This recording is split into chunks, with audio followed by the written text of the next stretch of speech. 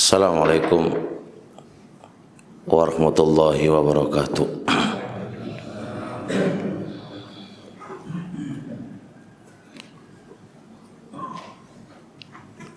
Innal hamdalillah hamdan katsiran thayyiban mubarakan fihi kama yuhibbu rabbuna wa yardah. Asyhadu an la ilaha illallah wahdahu la syarikalah wa asyhadu anna Muhammadan abduhu wa rasuluhu la nabiyya ba'da. Insyaallah kita mulai ngaji kitab As-Sair ilallahi wad-daril akhirah, perjalanan menuju kepada Allah dan negeri akhirat, yang dikarang oleh Al-Imam Ibnu Sa'di rahimahullahu ta'ala. Lah, pembahasan ini kemarin sudah kita mulai di bulan yang lalu. Apa diulang lagi?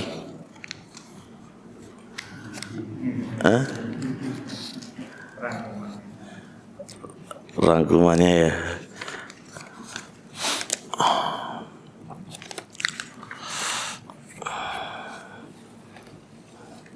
Taib, kemarin kita bahas ada 2 poin insyaallah. Poin pertama, tujuan ibadah itu apa? Tujuan ibadah itu apa? Ini penting, karena kalau kita membahasakan ibadah lah, itu tujuan dari ibadah itu apa? Ini yang butuh dipahami oleh kita. Di antara tujuan ibadah adalah sulukut turuki allati tusilu ila daris salami. Kita harus menempuh jalan yang menghantarkan kita ke akhirat, menempuh jalan yang bisa menghantarkan kita ke negeri akhirat. Itu bagian daripada tujuan ibadah. Menempuh jalan itu berarti apa? Di antaranya belajar ilmu. Belajar ilmu ini termasuk menempuh jalan menuju kemana? Menuju ke akhirat. Taib, ini sudah tujuan pertama. Yang kedua, poin kemarin adalah manusia dalam bab ini ada dua kelompok. Ada yang kelompok pertama itu dia nggak mikirin ibadah, mek dunia tok yang dipikirin, lalai dari ibadah, lalai dari akhirat. Apalagi jalan menuju ke akhirat tambah lupa, wis. Ini kelompok yang pertama. Nah, kita akan bahas kelompok yang kedua. Ini mulai sekarang insya Allah. Dibuka bukunya Pak ya? Atau gimana? Kelihatan susah gitu ya? Apa ini ya? Dikasih anu aja, kesimpulan di pinggirnya. Mencoba berbahasa Arab biar jadi orang Arab.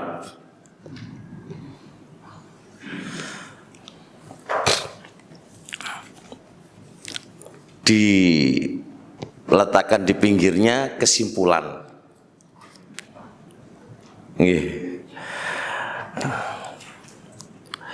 Sekarang kita masuk pada kelompok yang kedua, Pak. Kelompok yang kedua yang hidup di dunia ini, bagaimana mereka beribadah kepada Allah Subhanahu wa taala. Kata Imam Sa'di, lihat, walam yatanabbah min hadhihi raqdati al-'azimati wal musibati al-jasimati illal qalilu minal uqala'i. Kata beliau, walam yatanabbah, dan tidak ada yang perhatian min hadhihi raqdatil azima, dari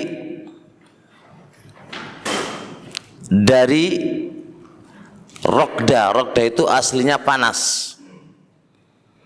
Jadi tidak ada yang perhatian dari panasnya, dari beratnya, dari ancaman yang berat ini. Dan tidak ada yang perhatian dari musibatil jasima, musibah yang besar ini, illal qalilu minal uqala, kecuali sedikit dari orang-orang yang berakal. Wan nadiru minan nubala'i, kecuali orang-orang yang jalan, orang-orang yang jarang dari orang-orang yang mulia. Ini kelompok yang kedua. Berarti kan bahasa Imam Ibnu Sa'di yang ngerti tentang dunia, yang ngerti tentang perkara-perkara dunia yang melalaikan, yang ngerti tentang perkara dunia yang membinasakan, itu hanya sedikit dan jarang. Berarti kebanyakannya tertipu dengan dunia. Sekarang Pak, yang hadiri ngaji berapa orang? Sedikit kan Pak ya? Yang menghadiri konser wakil Pak ya? Yang ke mall berapa ya? Nah itu. Jadi yang perhatian ini, yang perhatian terkait dengan urusan akhiratnya, yang perhatian terkait dengan urusan surga dan nerakanya, itu hanya nadir, jarang pol dari orang-orang yang mulia. Moga-moga kita bagian dari ini Pak ya. Moga-moga ini ya. Kalau enggak moga-moga ini berharap. Lihat bagaimana beliau, bagaimana sifat kelompok yang kedua ini. Fa'alimu, orang-orang ini ngerti annal khosarata kullal khosarati, bahwasanya kerugian di setiap kerugian, kerugian di puncak kerugian.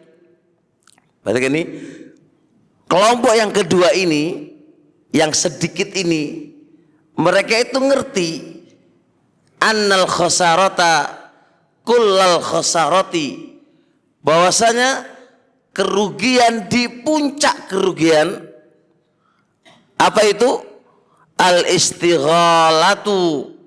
Al-istighalu bima la yujdi ala sahibihi illal wabala wal hirmana. Mereka ngerti apa? Bahwasanya kerugian di puncak kerugian itu adalah sibuk bima la yujdi ala sahibihi, dengan apa-apa yang tidak memberikan faedah kepadanya kecuali hanya kebinasaan dan kerugian. Perhatikan bahasa beliau. Saya ulang Pak, dihayati. Kelompok yang kedua ini mengetahui bahwasanya kerugian di puncak kerugian, tidak sekedar hanya kerugian, tapi di puncak kerugian adalah sibuk dengan sesuatu yang tidak memberikan manfaat kepada dia kecuali hanya kebinasaan akhiratnya dan kehancuran akhiratnya. Ini pola pikir beda dengan kelompok yang pertama, Pak. Kelompok yang pertama itu bahwa sempenting oleh dunia, nggak ngerti halal haram, pokoknya aku enak neng dunia. Itu kelompok yang pertama. Kelompok yang kedua justru pikiran kamu yang kayak gitu itu bagi saya adalah apa? Kerugian di puncak kerugian. Karena apa? Karena sibuk dengan yang demikian ini, itu bagi kelompok yang kedua nggak ada manfaatnya kecuali apa? Kehancuran dan kebinasaan. Perhatikan lagi. Sehingga kalau sudah begini, wala yu'awwiduhu mimma yu'ammilu illal khusranu, dan tidak ada yang mengganti dia dari apa yang dia harapkan kecuali hanya kerugian tok.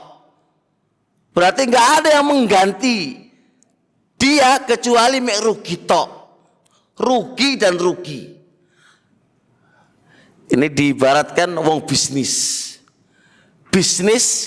entek duit akeh oleh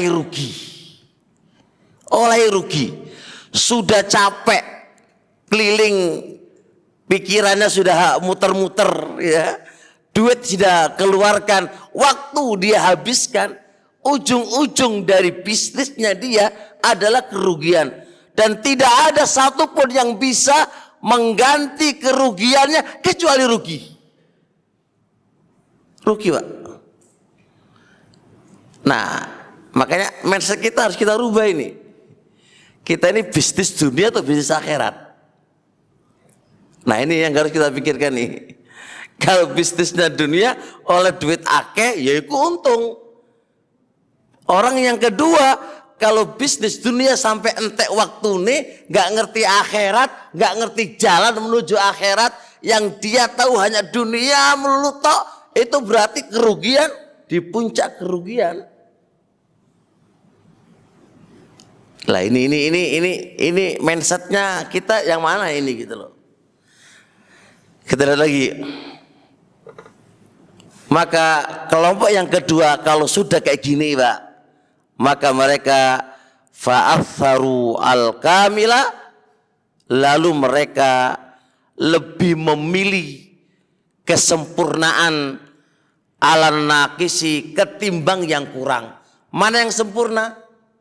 Akhirat. Mana yang kurang? Dunia. Mereka lebih memilih al-kamila, kesempurnaan, yaitu yang ada di akhirat, al-naqisi, ketimbang yang kurang, yaitu dunia. Sekarang kalau ada contoh gitu, hari ini ngaji atau hari ini transaksi dunia itu kan. Nah, kalau bagi yang kelompok kedua, wah yang sempurna yang ngaji, oleh ilmu, oleh pahala, oleh opo, aku milih ini ketimbang dunia. Karena petabakan kan memilih, Pak, memilih. Kan begitu. Waba'u alfaniya bil baqi. Mereka menjual yang fana. Mereka jual dunia mereka, yaitu fana, dijual apa? Bil baqi, dengan yang bako, yang tetap, yaitu akhirat. Jadi dunia dia itu dia jual oleh akhirat. Duit-duit mereka itu dia infakkan di jalan Allah oleh akhirat. Waktu-waktu mereka jual semuanya untuk meraih akhirat. Jangan dibalik, akhiratnya dijual oleh duit. Ini kita kebalik nanti. Jangan dibalik, Pak. Dunianya yang dijual oleh akhirat. Jangan akhiratnya dijual oleh dunia, oleh duit. Ini kebalik. Kayak apa, Pak? Akhiratnya dijual, Pak? Kayak apa, yo? Contohnya kayak apa? Akhirat dijual oleh duit. Kayak apa sih? Gimana contohnya?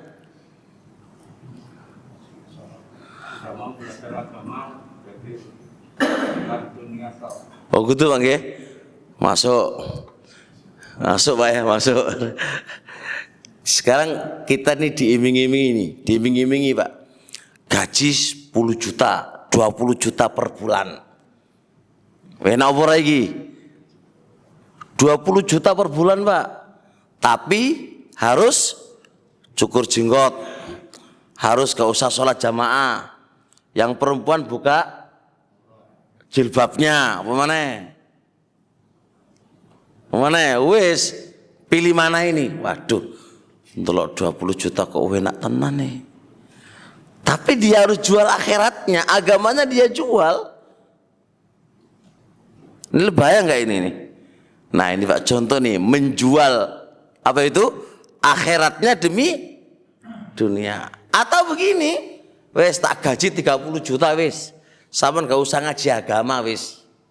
Nang omah wae, nang masjid gak oleh, majelis taklim gak oleh. Wes pokoknya ngetu delek duit wae 24 jam itu delek dunia wae, ketik komputer mbok piye wes pokok iku kerjaan kamu. Lali dengan Allah, lali dengan akhiratnya, lali dengan sholatnya, lali dengan kewajibannya. Yang dia kejar 30 juta. Ya enak, mau 30 juta enak pol Pak ya. Sebulan loh, itu ngenai per tahunnya berapa itu? 30 kali 12, wis ketok Pak. Karek enak lah gitu kan. Nah ini kita yang mana ini kan? Mau jual akhirat atau jual dunia? Kalau jual dunia jenengan duit akeh. Waktu ini jenengan untuk ibadah lebih banyak. Dunia yang diiming-imingkan jenengan enggak. Tak giwe nang akhirat waktuku. Itu menjual dunia untuk akhirat. Wa tahammalu taibat taklifi wal ibadati. Wa tahammalu, mereka ini berusaha sabar, berusaha memikul taibah, capeknya, at-taklifi, pembebanan yang Allah bebankan kepadanya, wal ibadati, dan capeknya ibadah. Kelompok yang kedua ini Masya Allah, mereka tahammalu. Mereka itu berusaha memikul, berusaha sabar. Sabar dari mana? Taibat taklif, beban-beban yang Allah bebankan kepadanya, itu capek mereka, capek Pak. Tapi mereka berusaha sabar. Ya, beban kayak apa? Beban kewajiban. Mereka jalankan dengan sabar. Beban menjauhi maksiat, itu yuk berat, yuk capek, sabar. Sholat 5 waktu Pak, pas pada waktunya. Berat apa enggak? Berat, tapi mereka pikul, tetap jalan. Ibadah itu ada capeknya, berat dan capek. Mereka berusaha sabar, memikul ini semuanya. Bukan kok begini, capek. Ya bayangkan Pak, kalau kerja dari jam 7 sampai jam 4, capek apa enggak? Tapi oleh duit Pak ya, jadi rasa enggak capek Pak ya. Nah ngaji kitab ini Pak, dari jam 7 sampai jam 4 kira-kira kuat enggak ya? Metenteng jongok gitu ya, orang kuat kayak Pak ya. Wis koyo enggak lah. Nah, beda Pak. Kelompok kedua ini tetap sabar, berusaha sabar dan berusaha memikul capeknya ibadah dalam rangka menggapai akhiratnya. Nah, ini menuju akhirat Pak, menuju Allah dan menuju akhirat. Ini tak capek, beban berat, tapi dia tetap memikulnya. Sabar, yes.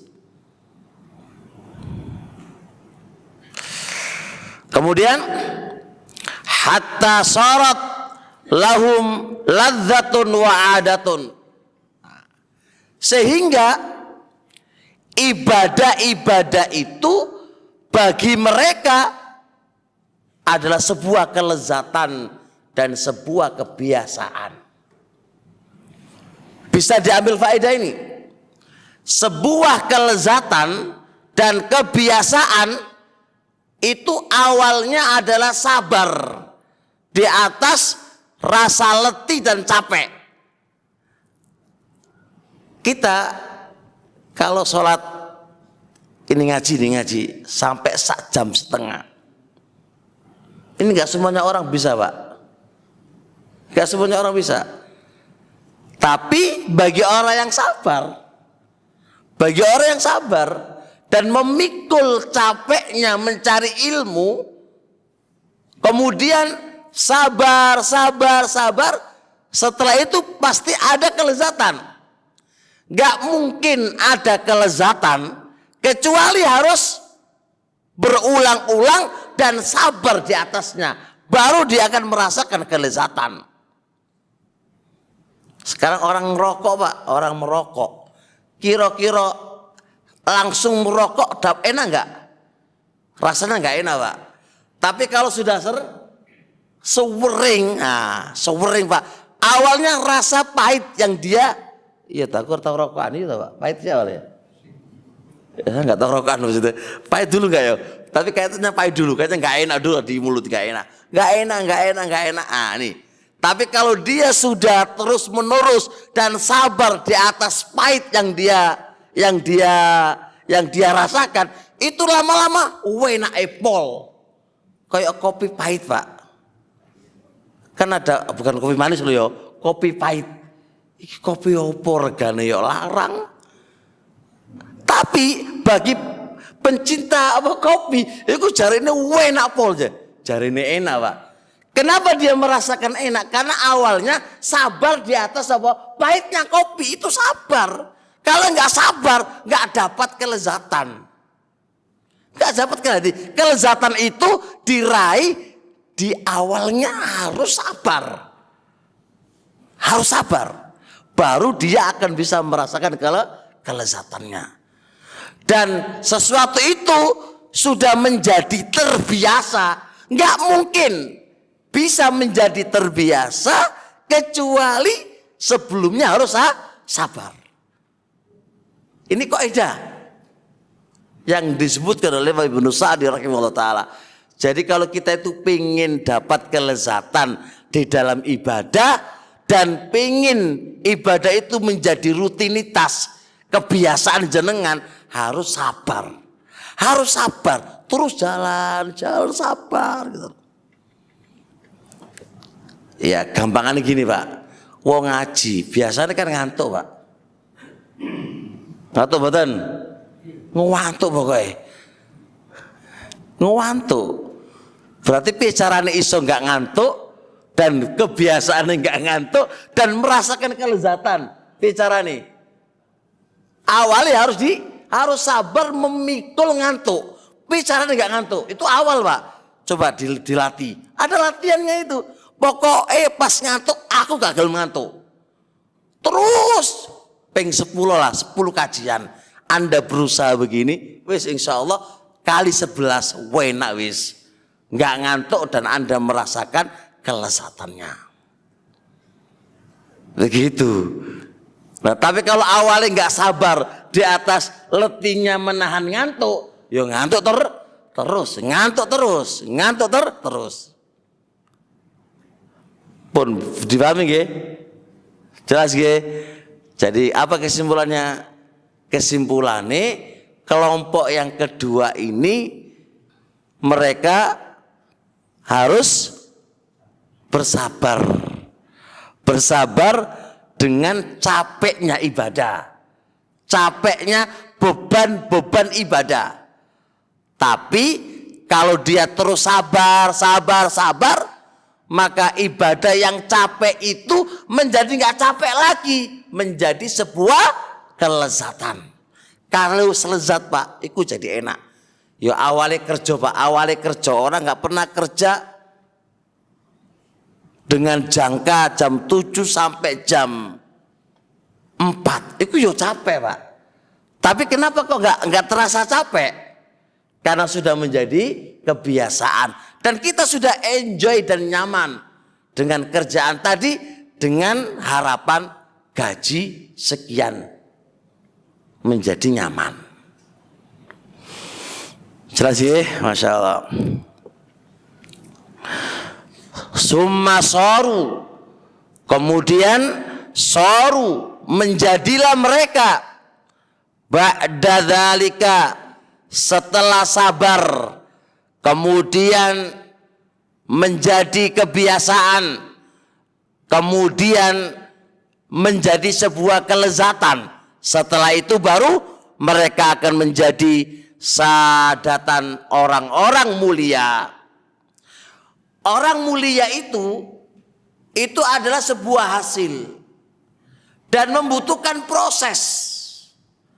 Proses pertama untuk menjadi orang-orang mulia itu adalah sabar di dalam capeknya ibadah. Kalau urusan ibadah, orang-orang yang sukses pada dunianya, gak mungkin dia sukses dalam urusan dunianya kecuali awalnya harus sabar dengan penderitaan yang dia raih. Tanya sama orang sukses itu.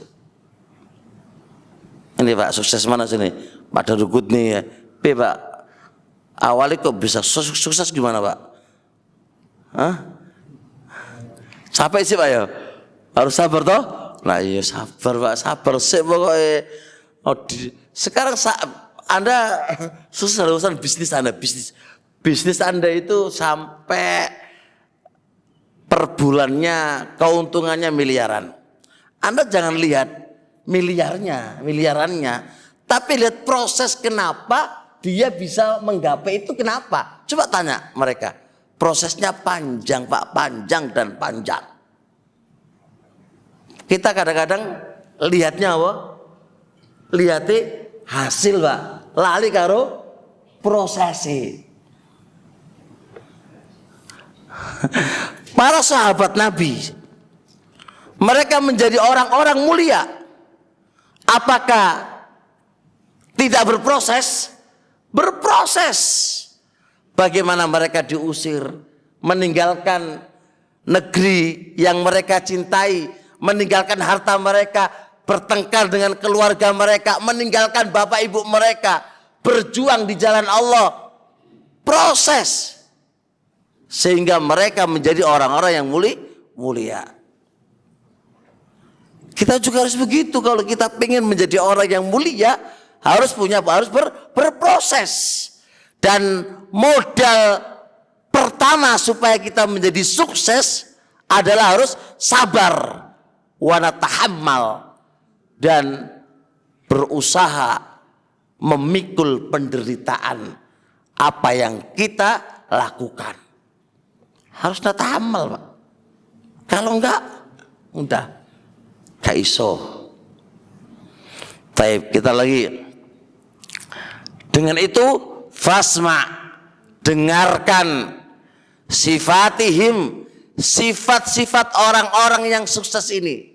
Dengarkan sifat-sifat mereka.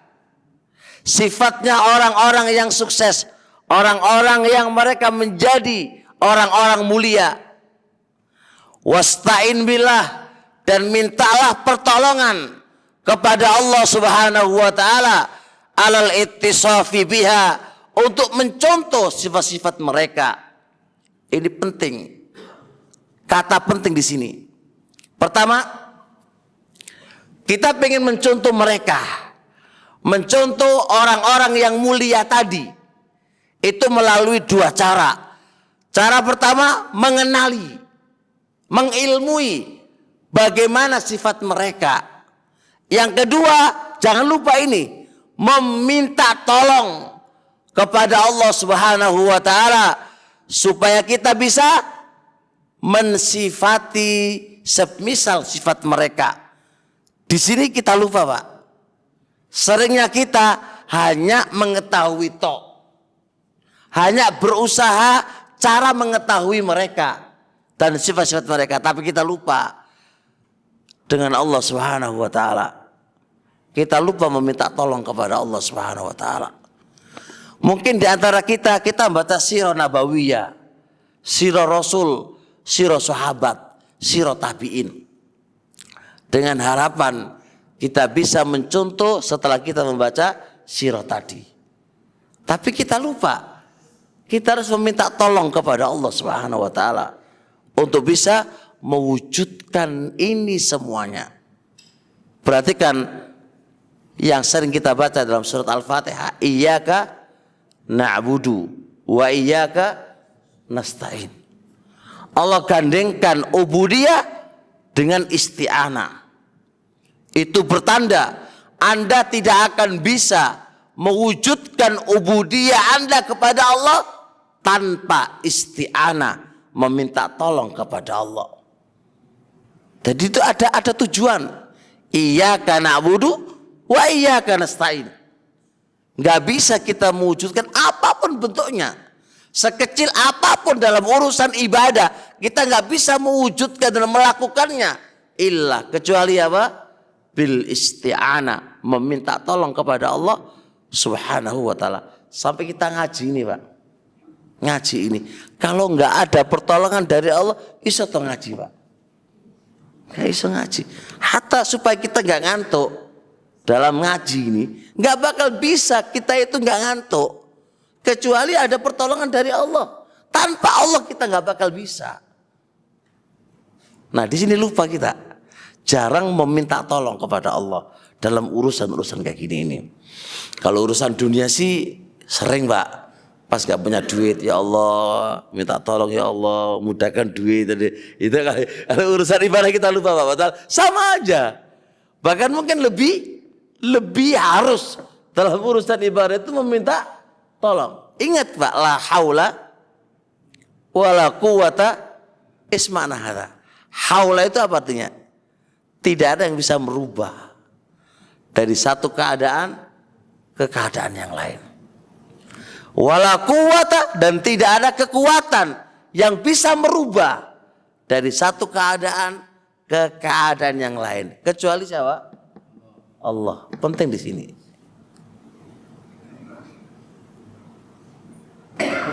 Baik ya, Masya Allah. Selanjutnya,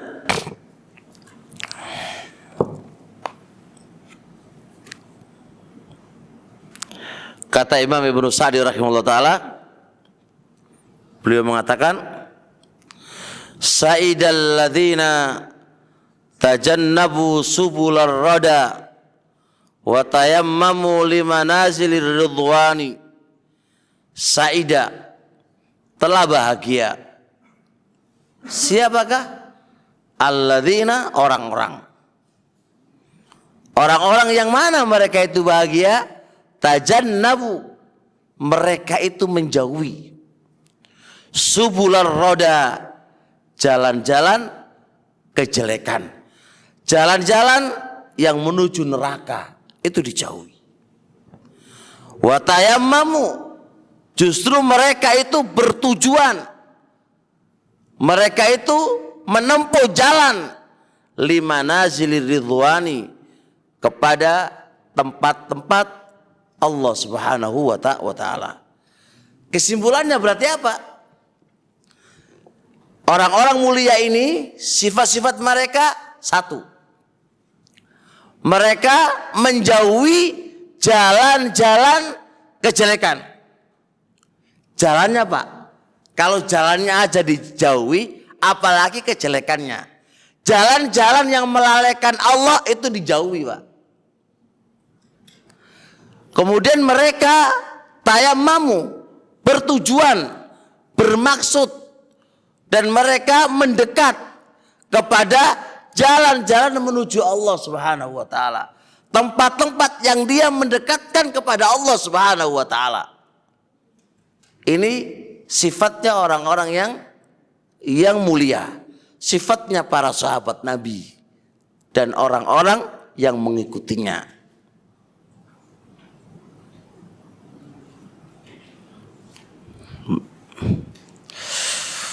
Jelasin ini sifat mereka, nggih.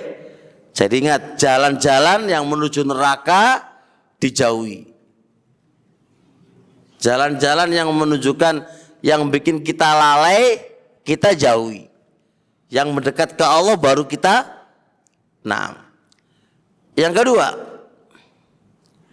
tajannabu turuqas syaitani wa qasadu ibadatar rahmani. Mereka menjauhi turuqas syaitani, jalan-jalannya syaitan, dan mereka menuju ibadatar rahmani, ibadah kepada Allah Subhanahu wa taala. Turuqus syaitan kayak apa, Pak? Kayak apa turuqus syaitan? Jalan-jalan syaitan? Hah? Maksiat ya? Maksiat. Ya kayak musik masuk. Musik itu adalah turuqus syaitan untuk menggoda kita. Allah mengatakan wastafziz man istata'ta bisautik.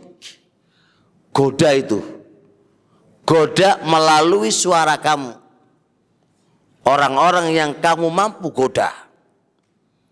Mujahid mengatakan bisautik ay dengan ghina, dengan alat musik. Alat musik ini pintu syaitan untuk menggiring kita ke jalannya. Lagi, pintu-pintu syaitan adalah tahrish, perpecahan. Inna syaitana ya'isa ayyabudahul musallun walakin bitahrish. Syaitan itu sudah putus asa menggoda ahlu tauhid supaya menyembah kepadanya. Ahlu tauhid gak bakal menyembah syaitan. Karena itu berlawanan dengan prinsip dan kaidah mereka. Tapi syaitan punya cara yang lain, yaitu memecah belah. Maka jalan yang menuju perpecahan dijauhi. Karena perpecahan itu jalannya syaitan. Perpecahan apa aja? Maka jauhi suudzon. Kita harus husnudzon. Jauhi dendam, harus lapang dada. Kedepankan kedewasaan. Jangan dikedepankan kekanak-kanakan. Itu semuanya pintu syaitan. Dan pintu syaitan banyak. Hal-hal yang melalaikan kita dari Allah, itu pintunya syaitan. HP ini, Pak, bisa pintu syaitan loh, HP ini. HP ini bisa pintu syaitan, hati-hati ini. Banyak orang, Pak, banyak orang. Semoga Allah kita nggak bagian dari mereka ya. HP ini kayak menjadi Tuhan mereka ini sudah. Dia nggak bisa hidup tanpa HP dan nggak bisa hidup tanpa internet. Bayangkan dia ditinggal internet 5 menit aja, bingung. Kayak dia adalah Tuhannya. Dia lupa kepada Allah 5 menit aja, nggak bingung. Pernah nggak kita nggak berzikir kepada Allah selama 1 jam? Sering kan? Orang yang zikir selalu ingat Allah. Astagfirullah, Allahu Akbar. Perjalanan kita selalu zikir. Kita, Pak, 1 jam, jangan 1 jam, sehari loh nggak ingat Allah, kecuali sholat 5 waktu tok. Yo orang sebingung kita nggak ada internet. Kita lo nggak ada internet 5 menit loh, Pak, nangis kita. Anak-anak kita coba kalau udah minta uang untuk internet, kalau nggak dibeliin, masya Allah, kayak orang stres. Tapi anak itu nggak berzikir kepada Allah, nggak ingat kepada Allah, orang punya masalah. Bayangkan ini HP ini melalaikan kita bener loh ini. Maka pantas orang mengatakan HP itu setan gepeng. Setan apa? Gepeng, Pak. Setan gepeng. Pintu pacaran lewat apa? HP. Pintu perzinaan lewat HP. Pintu ndelek duit dengan judi lewat HP. Wis wakepol HP iki. Allah musta'an. Tapi qasadu ibadatar rahman, pintu-pintu menuju kepada Allah tertutup semuanya pada diri kita, Pak. Tertutup semuanya. Apa itu bukan alamatul khusran, tanda kerugian kita dan tanda kebinasaan kita. Terusnya, tajannabu turuqal jahimi, mereka menjauhi jalan-jalan menuju neraka jahanam. Wa amilu wa tayammamu, dan mereka menuju subulan naimi, jalan-jalan penuh kenikmatan, yaitu surganya Allah. Tarakus sayyiati, mereka meninggalkan perbuatan-perbuatan dosa. Wa amilu alal hasanati, dan mereka melakukan perbuatan-perbuatan kebaikan. Orang-orang mulia itu di dalam pikiran mereka adalah kebaikan, kebaikan, dan kebaikan. Tidak pernah tersirat di benak mereka perbuatan dosa dan maksiat. Kemudian nazzahu qulubahum, mereka sucikan hati-hati mereka. Wa alsinatahum, dan mereka sucikan lisan-lisan mereka. Wa jawarihahum, dan mereka sucikan organ-organ tubuh mereka. Mereka sucikan anil muharramati, dari perkara-perkara haram, wal makruhati, dan perkara-perkara makruh.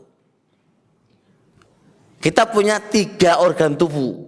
Kita punya tiga poin dalam tubuh kita, Pak. Hati, lisan, dan organ tubuh.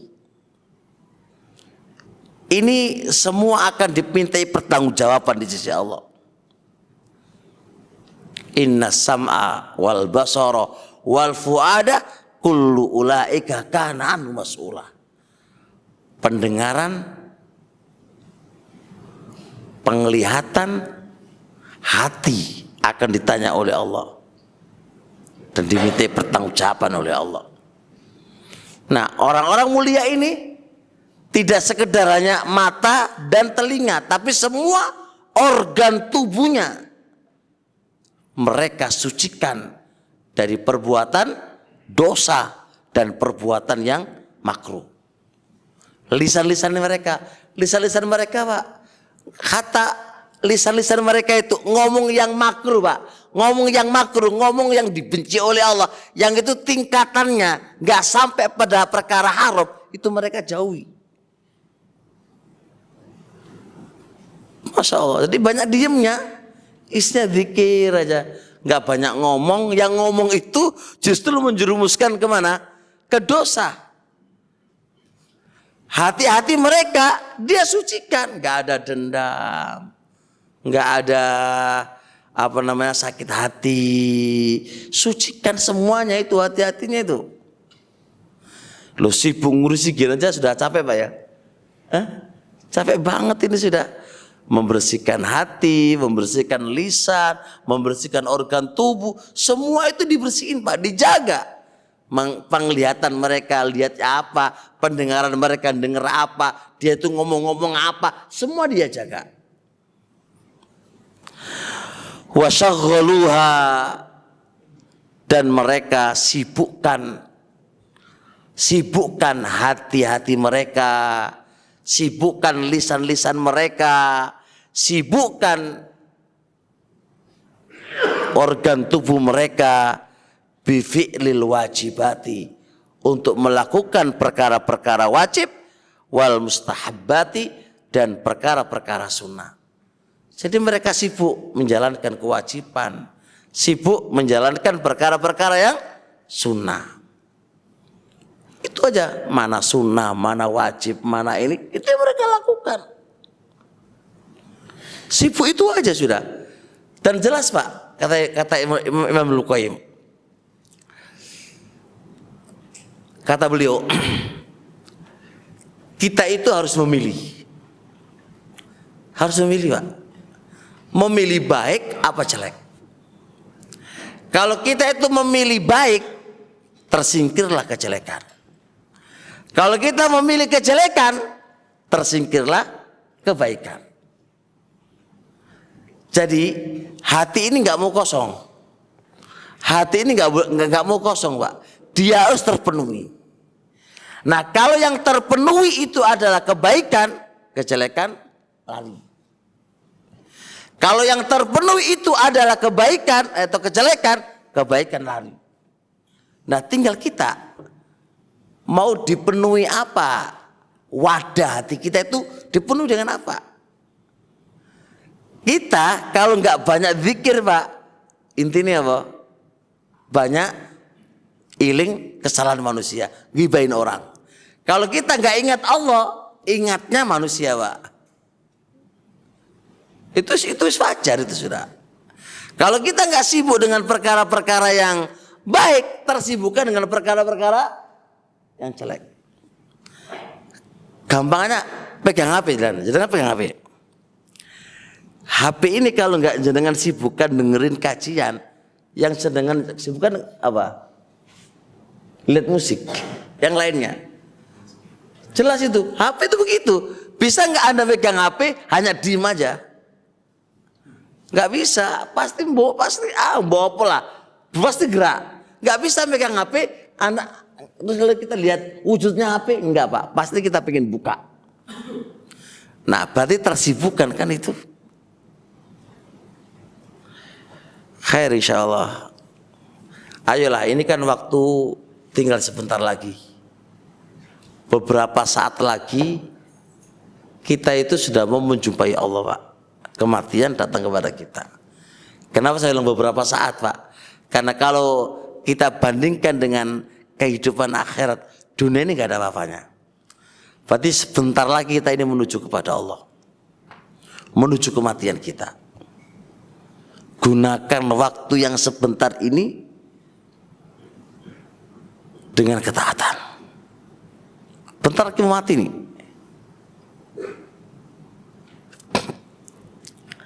Tahallau, orang-orang mulia ini tahallau, menghiasi dirinya bil akhlaqil jamilah, dengan budi pekerti yang baik. Wa takhallau, dan mereka menanggalkan minal ausafir radhila, dari sifat-sifat yang tidak baik. Sifat budi pekerti termasuk hal penting untuk disifati, dan itu sifatnya orang-orang mulia. Jadi memiliki budi pekerti, toto kromo, akhlak yang mulia, sopan santun, onggah unggu, itu poin penting dimiliki oleh orang-orang yang mulia. Mereka sukses di atas kemuliaannya karena termasuk pendukungnya adalah berakhlak dengan akhlak yang mulia. Ya, adab kepada orang tua, orang yang lebih besar, kepada guru, kepada orang yang memiliki ilmu agama, kepada ini semuanya ada akhlak. Kepada tamu gimana, ini akhlak. Taib. Kemudian akhlak-akhlak yang jelek itu mereka jauhi. Mereka jauhi. Ibnu Hibban rahimahullah ta'ala menjelaskan di Raudhatul Uqala, budi pekerti itu terumuskan kepada 3 hal. Budi pekerti itu terumuskan pada 3 hal. 1, badlun nada. Orang itu dermawan, Pak.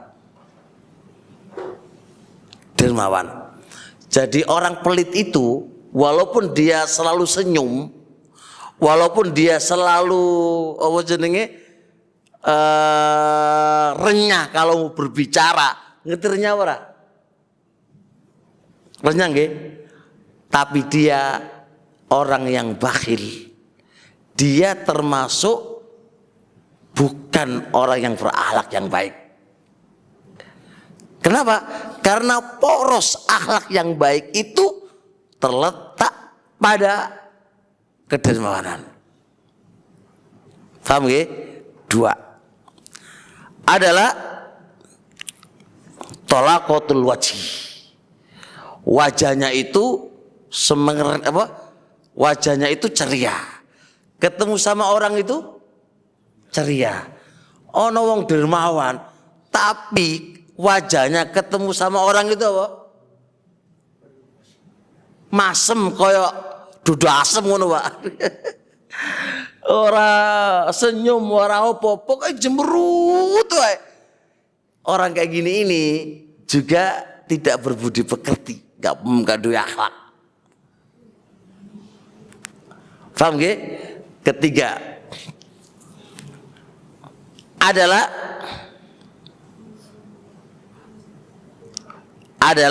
bu'dul adha, menjauhi, mengganggu dia, baik dengan lisannya maupun dengan perbuatannya.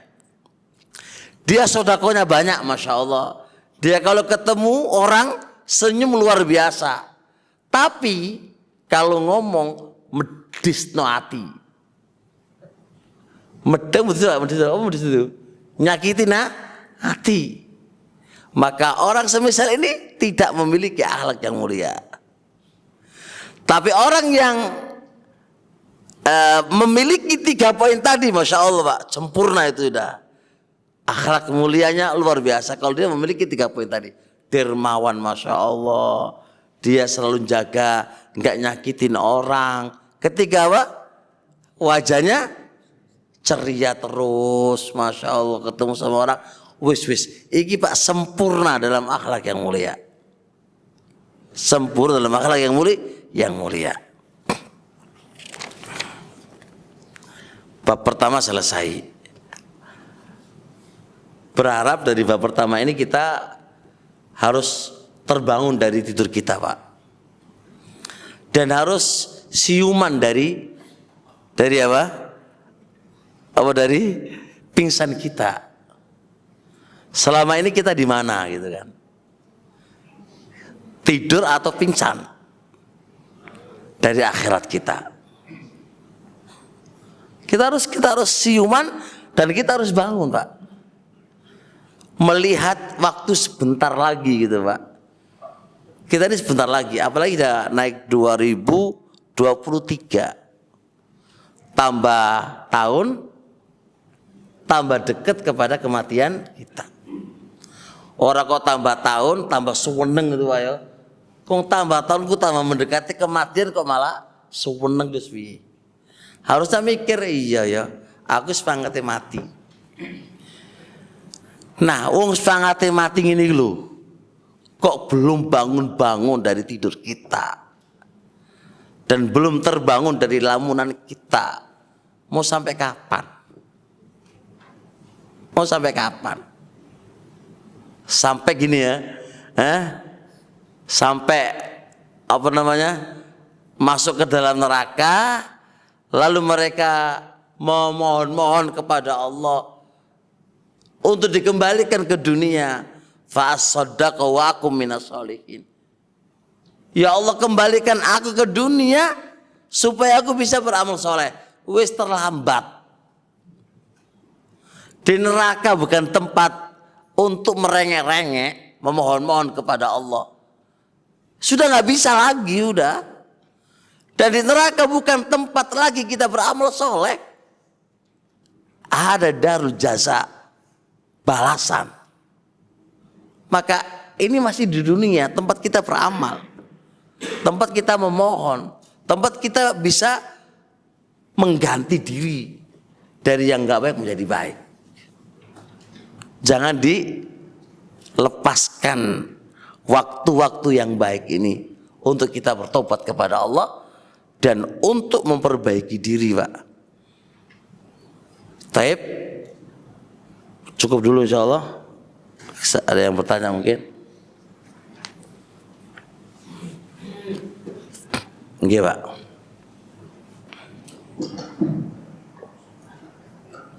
Assalamualaikum warahmatullahi wabarakatuh. Waalaikumsalam. Bagaimana Pak untuk menjauhi akhlak yang jelek itu Pak? Mohon penjelasan.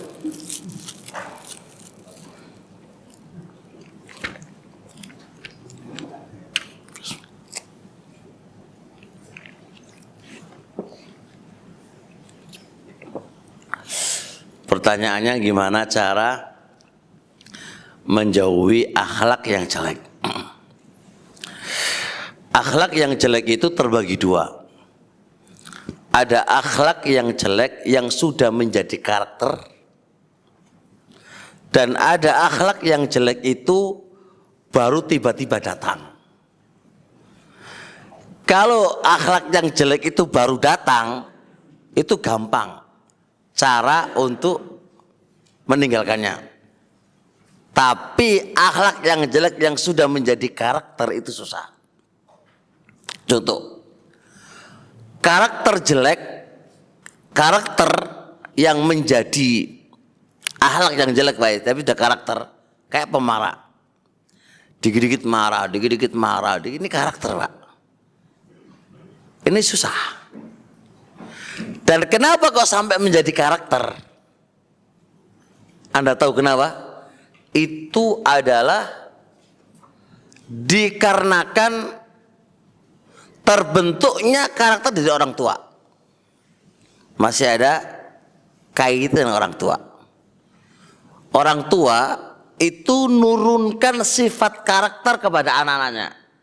Dengan cara apa?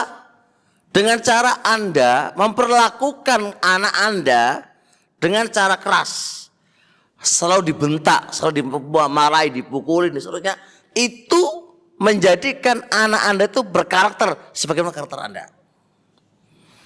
Nah, berarti kalau begini, benang merah untuk akhlak yang jelek, ini saya contohkan hanya marah, Pak, dan banyak contoh. Semuanya berarti bermuara kepada kedua orang tuanya. Makanya kedua orang tuanya, makanya Pak, saya katakan, dua anak itu gampang. Gawe anak itu gampang, Pak. Yang susah itu apa? Didiknya. Anda nggak bisa berpikir begini. Gampang kok tak pondokno. Pondok itu, Pak, itu adalah imbas dari perwujudan karakter anak kita yang jelek, yang sudah terbina dari awal.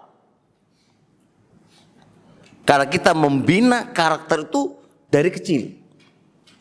Ahli pendidik mengatakan dari bayi sampai umur 15-an tahun. Ini pembentukan karakter, Pak.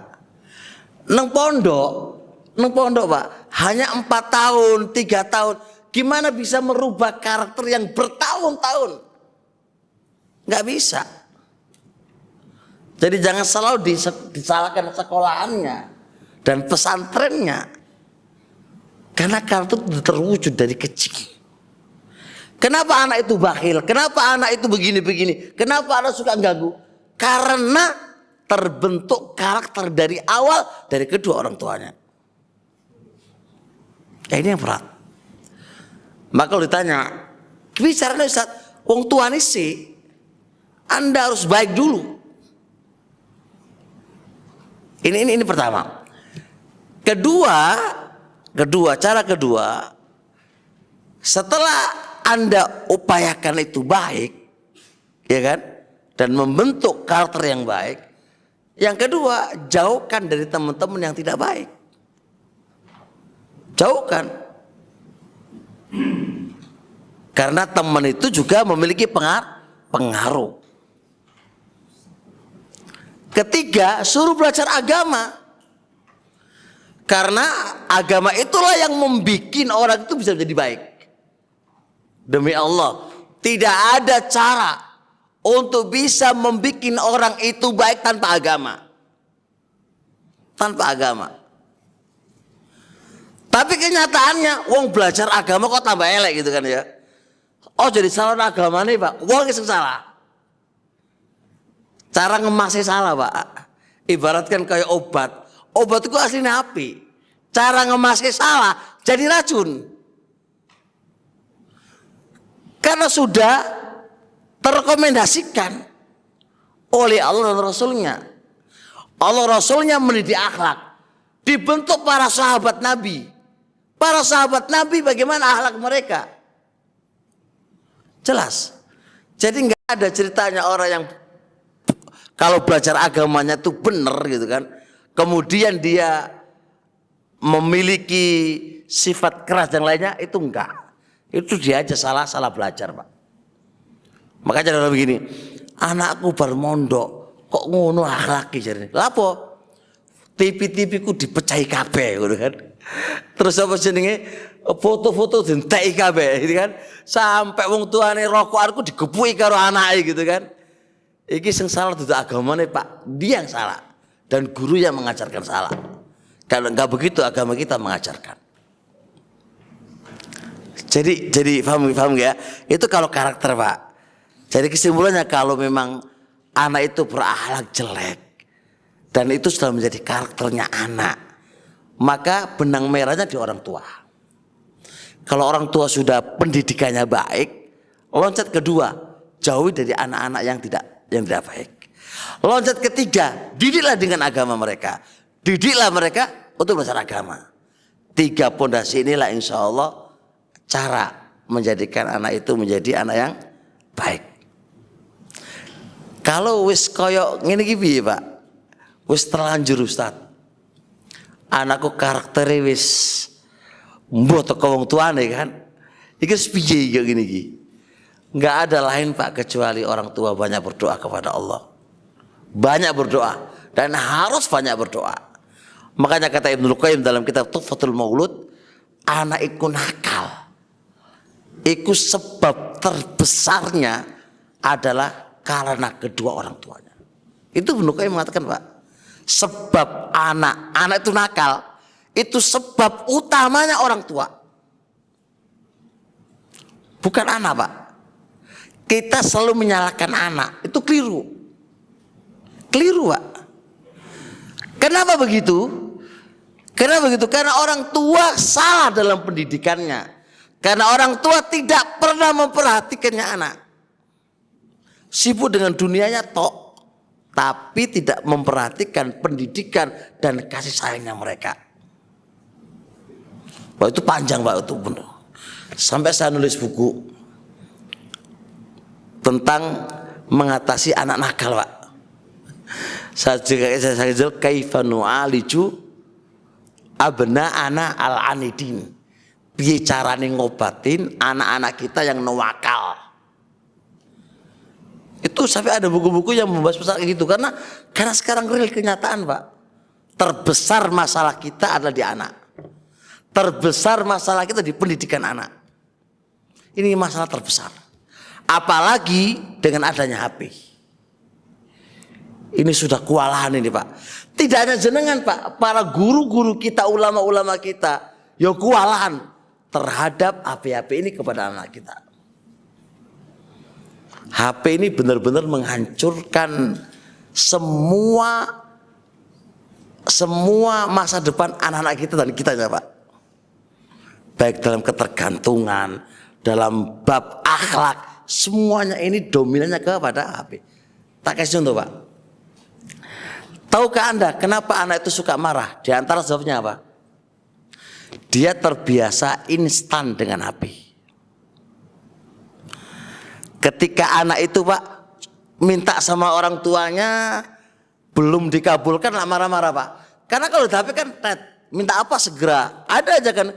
Karena terbiasa kita dengan instan dengan HP itu, maka ini mendidik dan membuat karakter anak harus cepat diiyakan, kalau enggak marah-marah. Itu Pak, itu contoh gampangan HP. Sekarang anak, kenapa tidak dekat dengan orang tuanya dan lebih dekat ke HP? Orang tuanya ketika anak itu nangis dikasih HP kan, nyaman apa enggak dia? Nyaman. Padahal itu efeknya besar. Sehingga anaknya, orang tuanya mau pergi kemana pergi aja, sementing aku ada HP. Dia lebih nyaman dengan mainan HP ketimbang apa? Sama orang tuanya. Dan itu berefek. Sehingga anak itu nantinya berefek nanti apa? Dia curhatnya ke teman-teman di HP ketimbang curhatnya kepada kedua orang tua. Dia sudah mulai jauh dengan kedua orang tuanya. Ini pendidikan Pak, yang salah Jawa. Wong tua nih, kenapa dikai HP? Makanya kata kaidah, ini kata kaidah Pak. Membendung itu lebih gampang ketimbang wis kadung mlebu. Anak nangis minta HP, jenengan larang, itu masih gampang ditangani. Ketimbang anak itu wis jegur ndelok HP, jenengan tarik Pak. Itu susah banget cara mengatasinya. Terus kedua Pak, jenengan lihat ibu-ibu kita, istri-istri kita di zaman dulu dengan istri-istri kita di zaman sekarang. Zaman sekarang itu hanya namanya ibu, namanya istri, tapi rapuh Pak. Istri-istri orang-orang dulu Pak sabar banget menghadapi semua masalah. Karena dia terbentuk dari karakter orang tuanya supaya mereka bisa sabar. Mereka gendong anak nangis Pak, seharian semalam pun nyantai. Istri kita Pak wis marah, capean, ngeluh, wala yang lain, wis isini murang-muring aja sama suaminya. Tuntutannya terlalu banyak, berbeda dengan wanita-wanita dulu. Sudah ini semua ada HP Pak. Orang nggak paham aja ini, HP ini merusak banget ini. Karakter, kemudian akhlak, semua berubah total gara-gara HP. Ini bagaimana anak laki-laki kita? Bodoh. Semua terprogram dengan HP. Sudahlah Pak, ini sudah. Ini kalau dua anak sodok nurut rasanya mending Pak. Di zaman kita ini nurut semuanya sudah, ya Allah, mending. Mending Pak. Makanya di masa sekarang ini teman-teman semuanya Pak, nggak ada cara antara anak dengan orang tua kecuali kedekatan. Dekatkan dirimu dengan anak-anakmu. Kalau ini sudah putus Pak, sudah masalah lama. Orang tuanya adalah HP bukan Anda. Anda hanya berfungsi sebagai apa? Kalau laki-laki, yuk ngantarkan ketika nikah, ikut sebagai orang tua. Di wong tuamu, nggak ngomong, nggak bakal orang ngomong itu HP orang tua, nggak Pak. Anda akan dicari ketika Anda menikahkan tok. Apakah kayak gitu Pak kita sebagai orang tua? Hah? Masa dibutuhkan ketika pas pernikahan tok? Setelah itu sudah masalah lama, selamat tinggal. Hancur Pak. Makanya kedekatan anak ini penting. Ojo kok sibuk ndelok duit. Terus wae. Bener ndelok duit sebagai nafkah iya, tapi Anda lupa Anda juga punya tugas kedekatan Anda dengan orang tua. Makanya kalau Anda mondokkan anak, jangan dibuang begitu aja. Anda harus apa, datangin per minggu, maunya apa, itu harus. Jangan sampai anak itu merasa terbuang dengan dipondokkan, karena itu berefek. Susah Pak. Ini kita harus kaji pendidikan anak ini. Kita harus baca bagaimana pendidikan anak. Pertanyaan satu, kemana-mana jawabannya Pak ya. Tapi berkaitan dengan berkaitan banget itu loh Pak. Tayyib sampai di sini insyaallah ya. Tayyib, semoga bermanfaat dan semoga Allah mudahkan dalam pendidikan anak kita sebagai tanggung jawab kita, dan semoga Allah Subhanahu wa taala mudahkan kita masuk dalam kelompok yang kedua yang disebutkan tadi. Amin ya rabbal alamin. Subhanallah hamdik, syada la ilaha illallah. Assalamualaikum warahmatullahi wabarakatuh.